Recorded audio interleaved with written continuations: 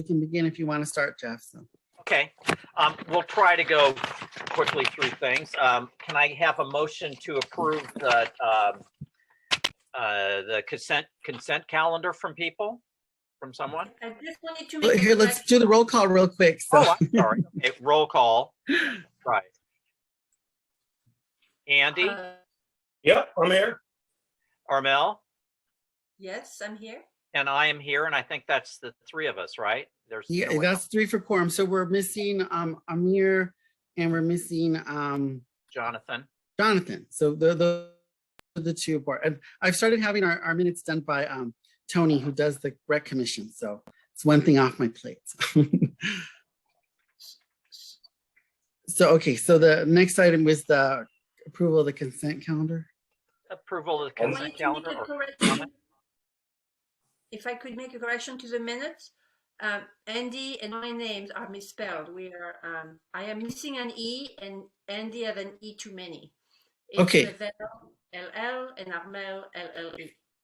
Okay, so I'll fix those before we post them. So that's it. Everything else was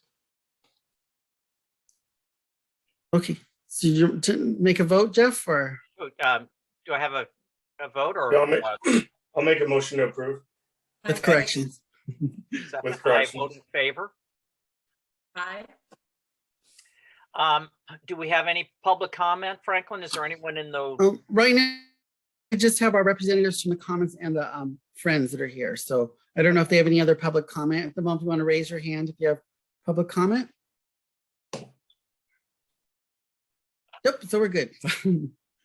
Okay, now we're moving on to board member reports and comments. So does Armel or Andy, do you have any comments or reports to make, or people you've seen or things you've done? Yeah, I don't really have anything other than I know my kids and Allison, my wife, have been into the library a bit over the last couple of months, and have just been really excited to kind of get back in there. We've checked out a lot of books. I believe we are returning them on time, but yeah, I would just say from a youngster point of view, really exciting, and so I've had nothing but positive feedback. So the only comment I would say that by peeking into all of or many of the little those little libraries in the street, those little free or community libraries, I found a couple of library books that had been returned in there. So I picked them up and put them in our library bin. So they are, that's it. So Armel, did you pull those, or were they discards? No, they were not discarded. They did not have the stamp saying removed from. They just had been returned to a library, but not, well, they're all public libraries, but they are not the right one. So and it was in 2 different little libraries, not even both books put there for a good soul to pick them up because they didn't know how to return them. So I don't know what went into the people's mind thinking that library is a library. Well, it's good to have all those tattoos and brandings on the book so that they can find their way home. Correct. I just saw the little tag on the bottom, and it was one that had that old-fashioned tag at the bottom. If it had been just on the front because of the way they are, I would not have seen it. That's it for me. Okay. How about our library groups, Franklin? Well, no, they go after after all the business. So. Oh, all right. Okay. Okay. Then how about your report, your oral report? So my oral report. So just giving you some updates that were some projects I'm working on. I just heard from the county, and we're working on the first 5 project with so this will hopefully bring families to go see the doctor. We'll get a little library card to come back to Larkspur to get a real card. So we're working on setting that up with the county and San Rafael. So hopefully that will get that going, but I'm just waiting for more details from the county on how we get started for that. We do have most of our staff on board now. So Jessica is doing really well. She's our new librarian. if you haven't been inside to meet her yet. She will be featured hopefully soon in the Friends newsletter. Not this one coming up, but the next one, because we just almost done with this one. What other things have been going on? So yeah, those are, I mean, the little bits for right now. Next in December, we'll look at the budget for the mid-year budget update. And then also next month, I'll be on vacation during the time that we usually have our board meeting. So there won't be a board meeting in November or a commission meeting in November, since I'll be off most of the month. So, but that's it for right now for my report. So. Okay, that's great that Jessica has started. Mm-hmm. So as we go into the old businesses, again, we're looking at the stats. So if you saw that our stats are a little down, but we keep thinking that's because school has started. But we're still not 100% sure if what's going on, but they did dip a little bit. Our ebook circulation also has gone down a little bit. If you saw that in the stats. I did notice that the stats were a decline in September. I was wondering if it was seasonal and how it compares to previous years. That's what I need to find out. But Teresa thought it was most likely due to the school starting, but I need to look at a year when we were open properly. Last year, it's a little different because last year we were still in the midst of COVID. So Franklin, that was kind of my comment is, do you mind if it's not too much work just going forward, giving us 2019, 2020, 2021? Oh yeah, no, that's easy to do because I have most of all last year's comparisons, and that was it's always like troubling to me when we see, because we knew that curbside had started to slow down, and we're not seeing as much curbside requests as we had been. But Teresa keeps assuring me it's mostly due to school starting. That could be the reason, but I need to look at the stats for the last several years to see. That we did find out that there was an issue with Link Plus. We added new codes to our system. So we actually, when you're on the catalog now, when you look up a book, it'll say that it's an adult Larkspur nonfiction or fiction or mystery or science fiction. Well, we didn't know those codes needed to be passed on to Link Plus. So we just saw that there was a huge drop in borrowing from us from Link Plus.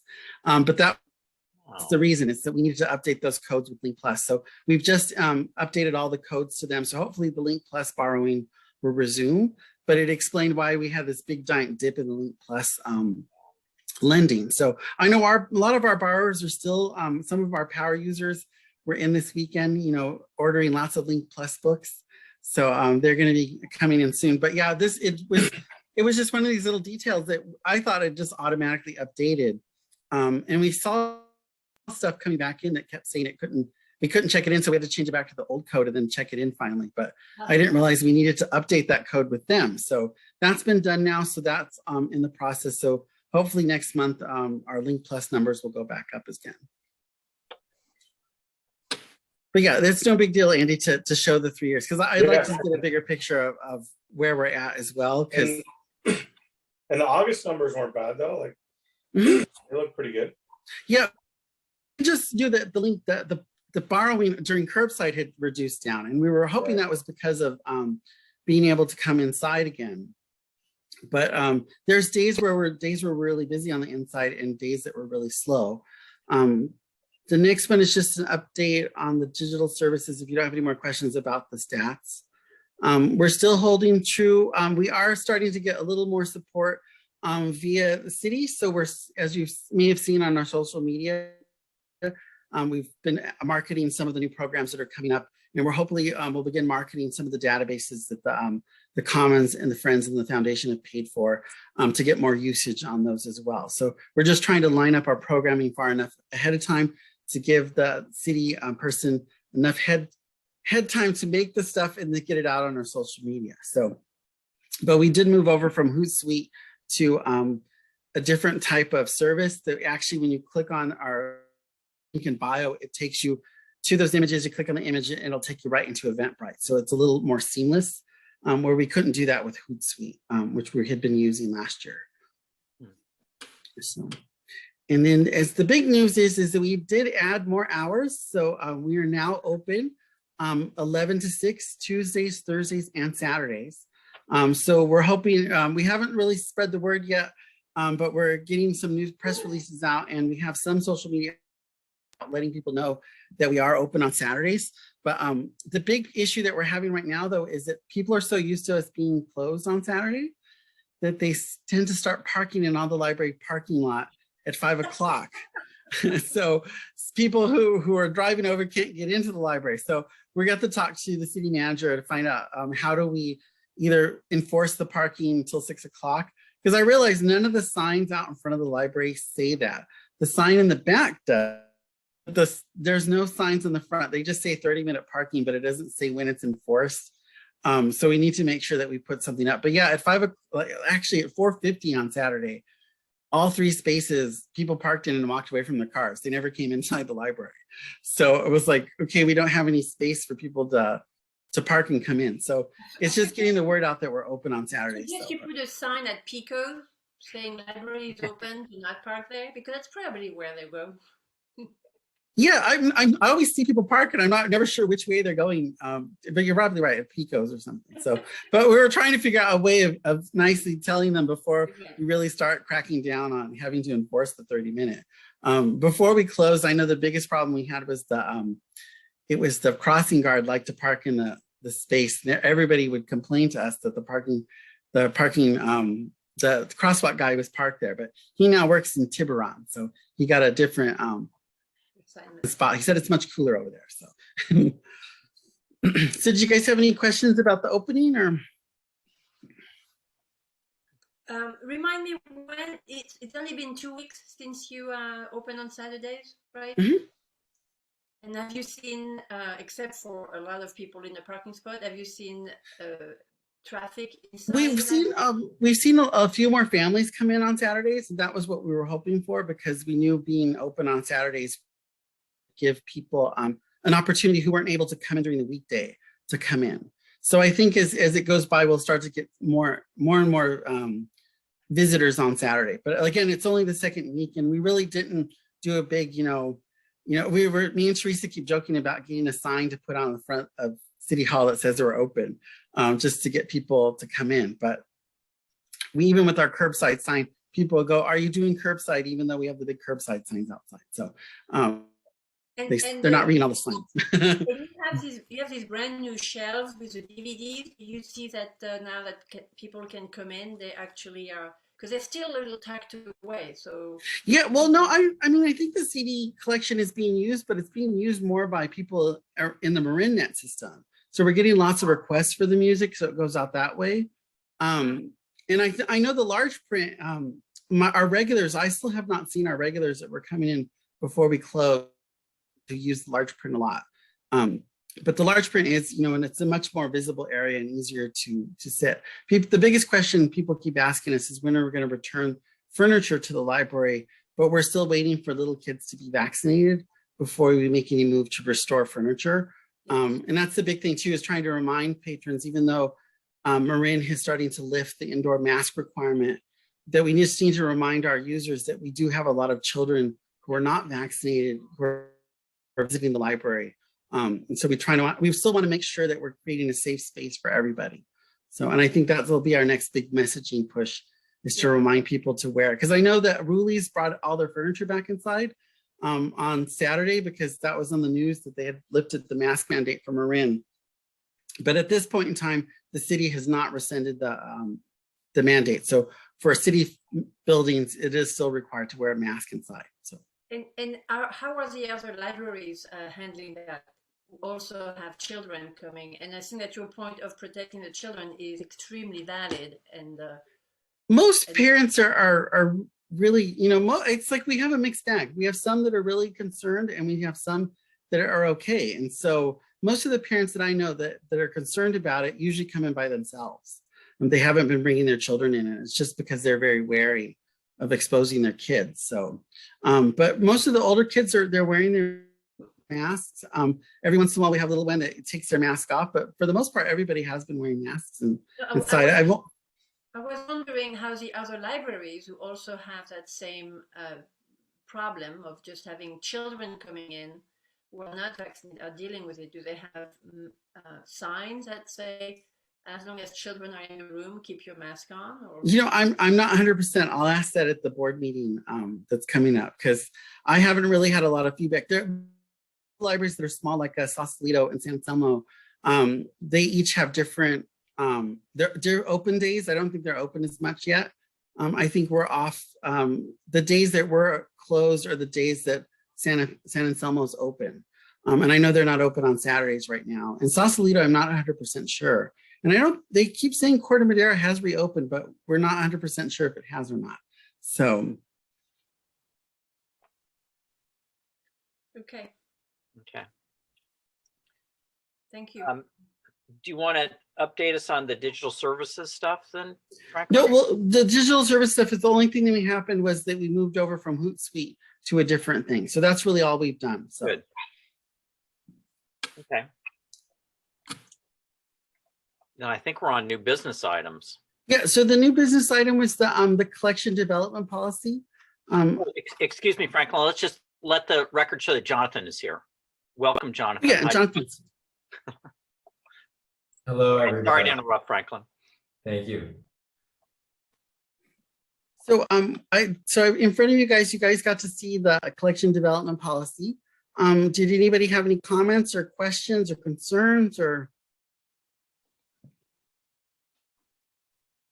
Nope, it looked good. I saw that you updated your title. Yeah, it's going through all the policies and updating titles. The big thing that we did add to this policy was the leased book collection, because me and Teresa have been talking about adding leased books to the collection. And what this would do would increase the number of bestsellers that we have on our shelves. So hopefully it would happen. So we get these books at a very minimal cost, and then after several months, we send the ones we don't want back. So this would be able to like get more holds filled if we had like all the, our big hitters like Louise Penny, some of those really bestseller titles that we can get without having to put a lot of money in. Because what happens right now is that we'll buy multiple copies, or patrons will donate extra copies. And so we'll end up with 10 copies of a book. And then when we move them off the new bookshelf, we have to, either discard some of them, or we take up a lot of room inside the regular collection. So that has been a way of the leased books would handle that, would be able. I really was at first was wary about the cost, but the cost is very minimal. But this would allow us to bring in more books, bestsellers and stuff, to have them circulating to fulfill holds and bring down the hold list. Wow. I know this is also an idea that we've talked about as MarinNet-wide of figuring out how we could bring down the hold list, because as I think, Armel, you can attest to it. Sometimes you'll put your name on a book and you're number 200 in line for 30 copies. And my place. So we were waiting to get all the pre-processing stuff done, and that's now done. There are very minor tweaks that we have to make to it, and I think our biggest issue still is with the AV processing, just because they keep making little funny errors. But the team keeps rolling over at Midwest, so that's not helping us. But the next big project with our vendors is the RFID project. And right now, I know the county was having some issues with our main vendor. So I'm sort of pausing on starting that process with them, because it's easier for us to do it in-house. So the RFID project is moving along. As you know, all of the new books, the large print books, are all been converted. So they're all tagged and ready to go. And we're starting to work on the nonfiction collection. But there will be a point in time when we do get more equipment that will close the library for a week or so, just so we can focus on doing that. But the big one we're waiting for is the arrival of the EV RFID tags, so we can see how much, because I think that's going to be more labor intensive, putting those tags on. But we didn't really address that in the collection development policy. It was really more looking at the types of material we handle and have. I know at one point in time, Larkspur used to be the library of oversized books, and I have taken that out of the special collections. So our special collections really is just looking at our historical resources, stuff that pertains to the history of the library and the city. That should be what our special focus would be, not having every coffee table book in the county. in our home. So especially to the oversized collection is one of probably the least borrowed collections that we have, just because the size of the books are too big and too heavy to carry home. Though we do have a couple patrons who do use it, which I'm just always stunned that they're taking 3 of these giant books out at one time because they have to carry them back to their car. Whereas one person has the staff member carry it back out to their car.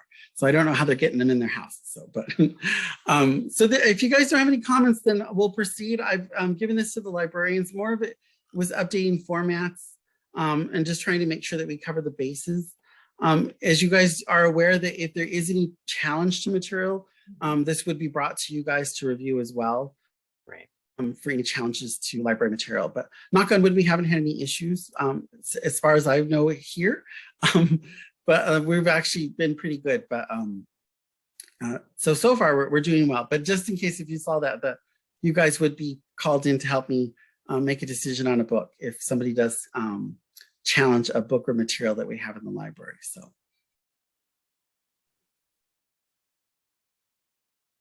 Bring it on.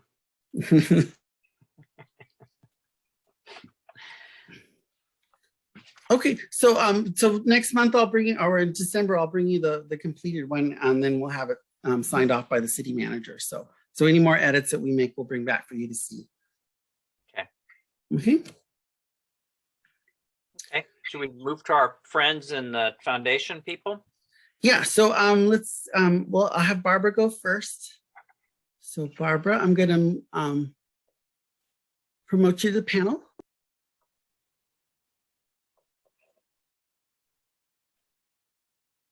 Here comes Barbara, our president of the Friends of the Library.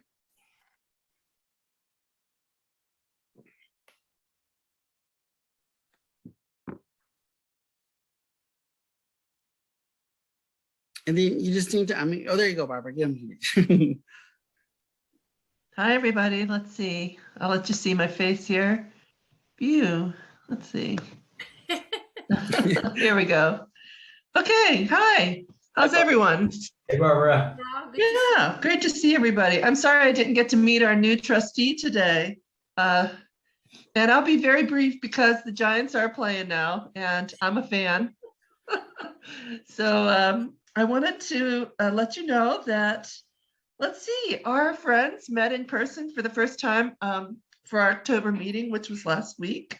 It was so fabulous. We sat outside and rebonded, and it was super. Franklin was there and Serena was there, and a new advocate for the Commons Foundation was also there. So we had a chance to meet her, Mimi Sardou, and I'll let Joe, follow up with that. But it was what we are working on, our season of giving, which is our joint fundraising campaign at the end of the year that we do with the Commons Foundation. And so we're just pulling the letter together, but just letting you know that that'll be our next fundraising activity. We're putting out an October edition of Among Friends, and you should see that soon. And right now on my desk, I'm working on a little article for the IJ to welcome the new staff to the Larkspur Library and to also highlight our Saturday opening hours. So I should have that done tomorrow. Finally, I thought you'd probably like me to sort of summarize where, how our membership campaign went this year. And we did get 97 renewals and 15 new members for a total of 112, members, standing members. We have, many more people on our mailing list. However, these are people who have sent us money since the first of the year. So we've also given so far to date in September $10,178 to the library for library uses. And of course, we'll give them more as they need it. So that's sort of where the friends are right now. I'll take any questions. We're talking about events, but we're not scheduling events yet. Still looks like the spring for us. Barbara, that sounds great. Appreciate it. I'm curious, how does that compare to either any goals you've set or to previous years? You know, it's maybe just a little less than previous years. We probably hover around, let's say maybe 130, Jonathan, new members. So we're actually, I think all things considered, we're holding pretty strong. We had some big gifts this year that really helped us raise a lot of money. So we continue to be sort of in the money, you know, and ready when the library needs us. Appreciate all the work you guys do. Yes, thank you. You know, So we're all passionate like Franklin is and the rest of you. You know, I can say personally, I made a visit to the library the first Saturday that it was open, just to sort of check it out. And also I needed some things. What a pleasure. It felt so normal, and the library looks terrific, and people were very helpful, and the collection looked so enticing. As I was leaving, I said, you know, you guys, I took all the good stuff. I got like 2 really good DVDs and 2 really good books. And, you know, so kudos to Franklin and his team for making it such a nice experience for me that first Saturday. That was great. nice. Okay, thanks, Barbara. So You're welcome. We'll put you back as an attendee. Okay, thanks. Barbara. Okay, and I'm gonna move you up, Joe. Do the right thing here.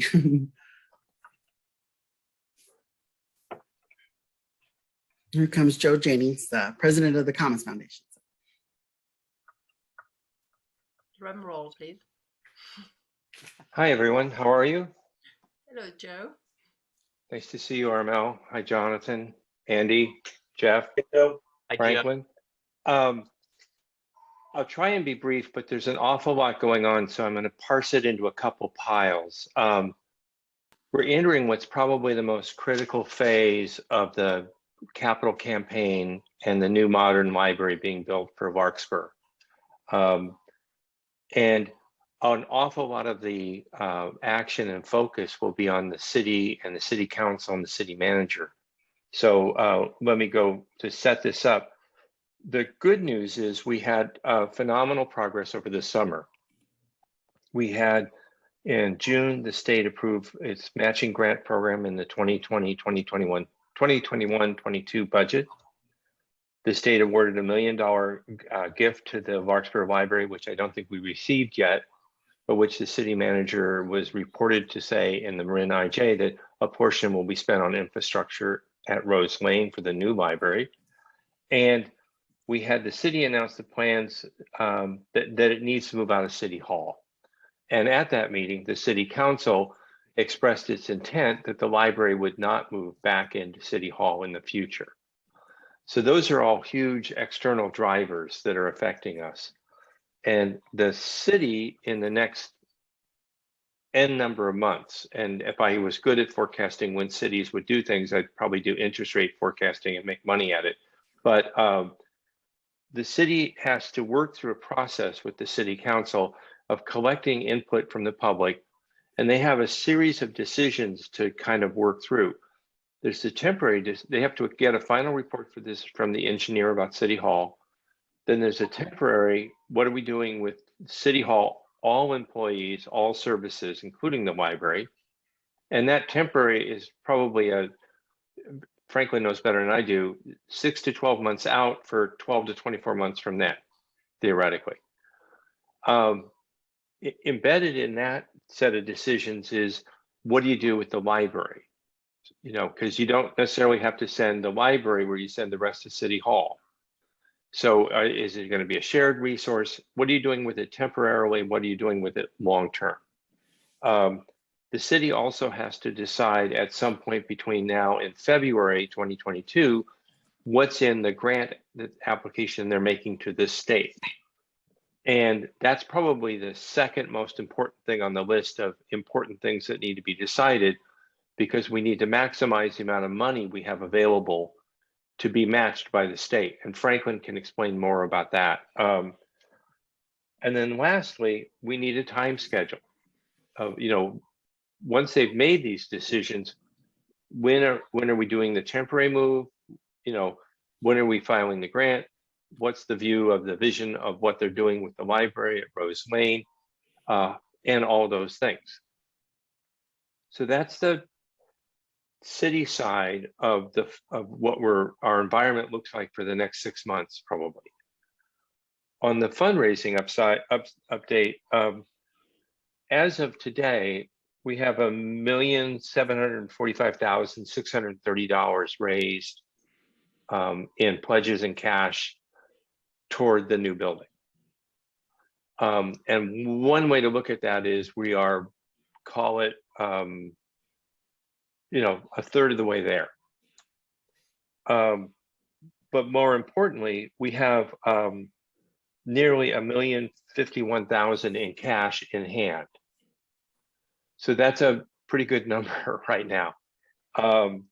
In addition, Barbara didn't bring it up, but the Friends of the Library, the portion of the annual fund grant that they gave us last year that has not yet been spent is going to be converted over to the capital campaign. And we really appreciate that. In addition, we have 4 new ambassadors. Barbara is one, Diane Pike, also Friends of the Library Board, is another. Sally McDonough, who worked, Armel, with you when we were doing the early task force feasibility study and outreach campaign. She worked on that. And then Mimi Sardou, who had a long history of working at the Bell Tib Library Foundation. Yeah. It's important for people to remember during the leadership gift phase, what exactly are we trying to do? We're trying to raise 80% of the money, and it's usually in 6- and 7-figure gifts. So that's the sweet spot for right now. Why what is happening at the city is so important is in our feasibility study and meetings since then, many of the potential leadership gift donors have said that some of the questions they had had in the past is, will the city put money into the project? Will the city actually move the library out of City Hall, and will they actually move it to Rose Lane? Well, the conditions are coming into place where, yes, the city has money now from the state to put into the project. They need to move out of City Hall, and the city council is signaling that intention. So 3 of our biggest stumbling blocks are being removed by the actions of the city. Once they've gone through their process and gotten public input, and they've decided what they're doing temporarily and long-term and what the schedule is, I think most of the impediments that the city has represented in raising this money will be gone. So that's great news for us. So at this stage, where we're looking for donors to make $50 to $1 million or more gifts that they can pay over 2 years, there's really a short list. There are about 20 people to talk to, maybe 30 in this demographic. And our goal is to have reached every one of them once we have all of the good news in hand and the city has made their process work and made decisions. We're not trying to make the decisions for the city, but we leverage the fact that they're in the process of making them. Then we should be in a position to be talking to people where most of what have been the traditional problems have been removed. Now we will find new problems and we'll deal with them when we get to them. So how we'll be talking to people and how people can help is we're urging our base of supporters and people who are interested in the library, support the city's process to think through these questions. You know, how are we going to move out of the city hall? When are we going to move out of the city hall? Where does the library go temporarily? Where does it go long-term, and how? And how does this orchestrate into a grant to the state? 1. 2, urge all library-related and Larkspur-related foundations and nonprofits and groups that are interested to make basically a pledge to put funds into a central kitty. It can be with the city or whoever, for this state grant. And that includes Friends of the Library, Larkspur Foundation, Larkspur Library Foundation, the Commons Foundation. Everyone should put a marker on the table You don't have to put up the cash today. But if we're going to make a grant application, the city needs to maximize it. And then the last thing is, if you are now or could be in the future a leadership gift, or you are someone who could, with a couple of friends, form a syndicate and form a leadership gift, we'd love to talk to you. So you all know how to reach me. If people in the public want to find out, they can ping any of you or Franklin and find out. But I think if we work very hard at this fundraising and publicly support the city's process, and you need a process. I mean, this is not just a snap decision. The city has to go through a process to bring in the public, hear all the issues, and to make a series of decisions. If we do that correctly and we pool all of our resources for the state grant, everybody comes together, then with some hard work, I think we can pull this off. So Jeff, that was the news from Lake Wobegon. I don't know why I always say that when I'm with you guys, but it's the first thing I think of. So Jeff, it gives me that Norwegian Lutheran feel. Anyway, sorry. Yep, me too. No offense, Franklin. It's just it's a Northern Washington State type of thing over here too. Well, no, it's also, I loved you to listen to him on NPR every night. Absolutely. Home. So I love that. That was his poetry mailer is great. Anyway, any questions? Probably I know that was a lot of all above information. average. Pardon me? It's probably because we're all above average. Absolutely. Absolutely. Some of you more than others, but Just like the whole population of Lake Wobegon. yes. So that's I had one question on something you mentioned, which was a portion of capital not spent from last year getting converted into the capital campaign. Yes, a portion of what we raise money for the annual fund to support operations. I think we gave a grant of over $30,000. I think Franklin spent about 17. Okay. And what we haven't programmed into the annual campaign for the next year, we'd like to put into the capital campaign so that we can maximize the state grant application. Great. My question was how much was that, but that sounds like it's. Yeah, because I think the only thing that I like, and I'll talk to you, Joe, about later on is just the database renewals, because those are the biggest ticket items that we have. But right. Otherwise, I think we had set aside to cover 2 years of that. So yeah. Yeah. So there's some discussion with Franklin, but we're going to try and move everything like we would hope the other foundations will do, which is find every available shekel so that we can put chits on the table. Because the city manager, when they do this grant, Franklin can tell you, if he's going to say, I have X million in City of Larkspur funds, Y million from the state gift, Z million from whatever other sources. And then if it's the Library Foundation, the Friends of the Library, the Commons Foundation, the Larkspur Community Foundation, or whoever else, there's a total. And we'd like to make that total as large as possible in the hope of getting, there's up to a $10 million, 50% grant, if I understand correctly. And we would be mainly qualifying because of the public safety issues. Is the Zimmer money been factored into any of that yet? No, because the council still needs to figure out if they're going to release that for anything else. So it would have to go back to council for them to change their mind on how they're using the funds. So. Yeah, I mean, this is, I think if everybody else comes to the table, the Library Foundation, Friends of the Library, Commons Foundation, whoever else, then the city is going to have to make a decision because they have other funds potentially as well. But what we want to do is maximize the grant application, the amount of money we say we can raise, but then the city can say to the state, how much can you match? Hey, Joe, is there any like conversations on like naming rights for part of it or rooms or any of that kind of stuff? Or am I getting? There will be, yes. The odd thing, Andy, is, and I've been surprised, I haven't had a single major donor yet bring that up. Interesting, yeah, which is great. Yeah. Yes, so that was a lot of information, but the key message is all these things have happened with the city. The city's going to go through a process to decide how it wants to execute moving out of City Hall and where, when, and how with the library.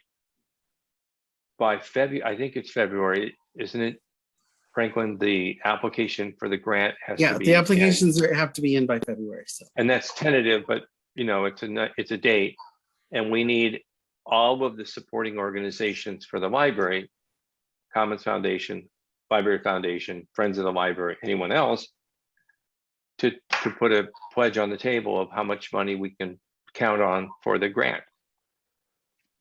And then it's up to the city to submit the grant. So, I mean, the next 3 or 4 months are obviously crucial. And obviously, everything you're doing kind of one-off with large potential donors. Is there any more of kind of the smaller scale stuff that you had done? We were on a Zoom with the Ellenswigs, which I thought was great in terms of raising awareness. The only reason I say that is, I mean, that could maybe help drive a consortium of, 4 or 5 families to become an ambassador or champion, or I'm just kind of thinking out loud here, but. I think Andy, a broad-based community program prior to having 80% of the money raised puts you in a position where a whole bunch of people put in small donations and you don't have enough money to do the project. Yeah, totally. And so, we're working through, we've added 4 ambassadors and champions. We're about to meet with a 5th one who go nameless. And we are reaching out to networks of people. But the key here is the city plan, the schedule, how we do temporary versus then how do we do the permanent, what the city wants to build that they're putting into the grant application, because it creates a lot more certainty than we've ever had. Yeah. It's great. Nice work. Yeah, I'm not doing, most of this is, frankly, we have the grace of having hung in long enough for all of these things to have happened this summer and to be in a position to take advantage of it. But it really is, the public needs to support the city process, articulate their interest in having a modern library that can deal with COVID, that addresses all the different audiences that need to use the library, and that we support that process and get to a schedule and a strategy and a grant, and that all the nonprofits come to the table. It's a one time in a decade chance to get matching money. The last time the state had matching money, Franklin, was what, in the aughts or? it was in the mid-90s. 90s, right. So once in a generation now. Yeah. So any foundation that's sitting on cash that doesn't put a pledge on the table, that's not a good thing.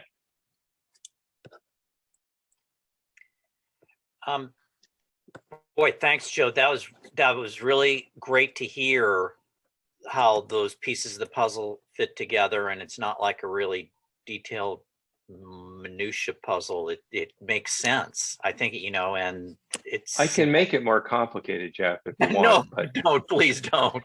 It makes sense to me. I think it's I don't know, I'm optimistic about it, but it does take there are lots of moving parts. The main engine of this is the city's process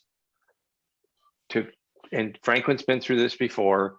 How do you solicit public input? What's the sequence of meetings? How do you hear these issues? How do you is it a sequence of decisions or what? And I have no input on that. And it's not our role to tell the city how to do the city. But as they go through that, they are creating certainty that will help us with fundraising, and the state grant opportunity is a fundraising deadline to fundraise against. And then logically, we just want to make sure that all the other foundations, Friends of the Library, Library Foundation, whoever else, along with us, can communicate a number to the city that they can put on the table. Yeah.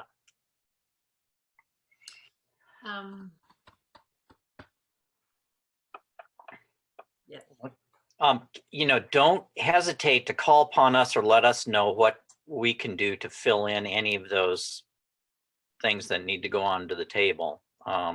We aren't going to meet in November, but we'll meet in December. But you know how to get hold of all of us too. So I'd say any relationships you have on the friends are already committed, so that's great. We're committed because it's our mission. The Library Foundation's not committed publicly, and we haven't had discussions yet, but I will have discussions at some point with the Larkspur Foundation, Community Foundation.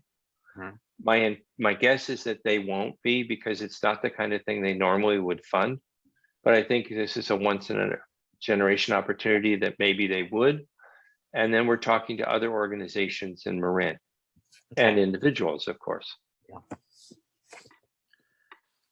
So Andy, what you could do is get back to John and Christy Ellenswig and say, hey, what happened to our meeting, and let's get going.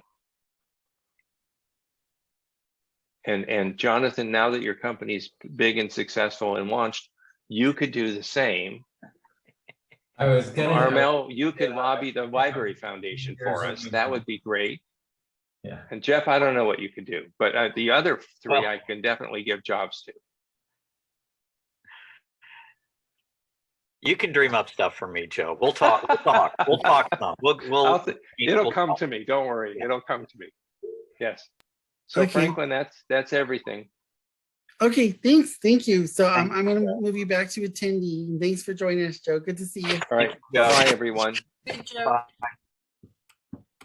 So I didn't hear back from the Larkspur Library Foundation, so there is no update. We did meet for their board meeting last month, so we did have their board meeting. So, but we are waiting for the locker to come. So we're hoping that's coming soon, because we got a little glimmer of hope that it was actually getting close to production being done. So once that comes, the foundation will be paying the lion's share of the locker installation. So can we ask if during the Library Foundation meeting that you attended, if there was any mention of this grant and of their participation in? Well, no, the grant, no, they really don't have, because they long ago said that the building was, that campaign was given over to the Commons, so they haven't really focused on that. They're more about funding of the current library and eventually future libraries. So they really haven't discussed that again since it was taken off the table for them a while ago. So I think I made the wrong person. Let me move Jonathan back up. Oh. I'm like bumping the wrong people off the sorry, Jonathan. There you go. So, but yeah, they haven't had any discussion since that, because like I said, their role was not for the building, so they haven't campaigned for that. They haven't solicited donations for it since that was the role. So I mean, this is, as Joe knows, one of these things that I'm trying to negotiate between the funding partners to be civil and to work together. So it's just but there is, okay, I'm going to say one last thing, is that there is room between actually putting money aside in front, putting money down, and promoting the project. Mhm. And that is something that they can certainly help with. yeah. And, just maybe finding ways to seed the way and to send donors towards that particular project. Because if there's no physical library, it will be very difficult to fund programs in a non-existent library. Mm-hmm. So, yes, I totally agree with Ron. I'll mail out. You have to be a diplomat, Franklin. I do.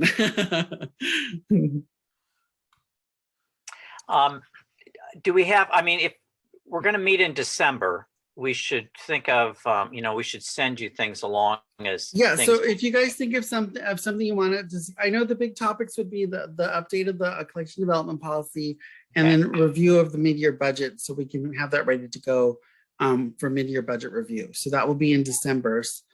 So any other topics that you guys want me to bring up for us to discuss or to review, I'll add the stats so we can get a better view of the last 3 years for our stats. Yeah. Be awesome, Jeff. We might want to preliminarily discuss the letter that you have to write. Oh, which is yeah, usually yeah. kind We of should do that call it in December. January. I can't believe that we're even thinking about writing that. Obviously, the year's kind of quickly, but just so we can kind of all talk it through, I believe we kind of do that. You write like a rough draft, call in January, and then we all look at it. We'll all take a look at it and see how to, make it sort of. Which, given how much you helped me this year, I'm sure will not take you very long. So. Yeah, well, we should, highlight all the things from the past year and essentially, promote the place as much as possible to make sure the city council understands how important it is to set themselves up for this grant application that we'll be due in February. Agree. Yeah, I think it coincides with that. I think it's a good opportunity to kind of put in our 2 cents, so to speak. Yeah. Mm-hmm. There's one other thing that I'd like to see on the agenda is either a report or proposal. I know that Franklin, you are really passionate about the youth and the teens, and it seems to me that now that the library is open, the population is coming back, and if we can find ways, or if you have ideas, or if you want us to look at how to just bring those teens in, and what other program are we not offering that are hot and happening throughout other, maybe at the county level, or anything that we can do to expand that area that you noticed is very lean. Yeah, no, and this is something I talked to Jessica about as well. So, I mean, we're getting the middle grade book club is up and going this month. But yeah, my goal is to get us at least a little teen advisory board to get the teenagers involved. And then one of the other projects I'm working on now that we're almost done with weeding is the hope is to compress some of the nonfiction collection together to move the biographies upstairs, which would expand the teen library and give more space to teen service. So we can actually expand the collection in that part of the building, because with the bigger collection, we would have a better draw of the teens. And for those of you who have teens, know that if they can't find it at us, they end up going to Corte Madera. And so we really would like to get more books on the shelves that the teens want and they can find right away. So, but yeah, we'll work on it, because that's what I'm working with Jessica for. And then that was the other thing. We're also hoping to restart some of our programming up at the TAM as well. So I have a question back to the fundraise topic. Is there an appropriate action that us as a board could take to either engage or communicate with the Library Foundation to encourage them to commit funds? I mean, you can. I mean, because you guys are also, members of the community. If you're probably a donor to the foundation at some point in time, you may have given money. So, but you guys, I keep saying you guys are the ambassadors for the library as well. I would assume you guys are ambassadors to our funding partners. So I'd hope that you're members of the Friends of the Library, that all of us have given something to these different groups over time. So it's just, again, like I said, that though I know the big sticking point with the Larkspur Library Foundation is that when the Commons came into being, the roles, they sort of divided everything into these lanes. And this is the reason why the foundation moved away from soliciting money for the building. So. Okay. Yeah. Okay. Now so our next meeting date then will be the second Monday in December then. In December, yeah, because in November I always take my vacation, so that will we'll cut into meetings for the library board and the commission. So there'll be no meetings that month, November. So I'll be here this the first week of November and Thanksgiving week of November. That's So December 13th. yeah, and then we will be closing the weekend after Thanksgiving. The majority of my staff have asked for the day off, so there will only be me and one other person. So we've decided to close to the public that day. So we will not be open on the what is that, the Saturday we call it, it's the small 29th. business Saturday after Thanksgiving, after Black Friday, when we encourage everybody to go shopping in town. So you'll be closed on the 27th? Yeah, so we'll be closed Thanksgiving, the day after Thanksgiving, and that Saturday. So we'll reopen on November 30th. Yes. We'll be back open. So the people had asked for time off before. We had added our Saturdays back into the schedule, and I realized, oops, I gave too many people the time off, and I don't want to rescind their time off. So we'll be closed that day. So. Okay. Very good. Okay, do we have a motion to adjourn? Unless there's something else. I move to adjourn. I'll second. All in favor? Yes. Aye. Okay, thank you very much, Franklin. Good Thank to see you. everybody. Thanks, you. everybody. Bye, everybody. Have a good evening. Good night. Go Giants. See ya. Go Giants.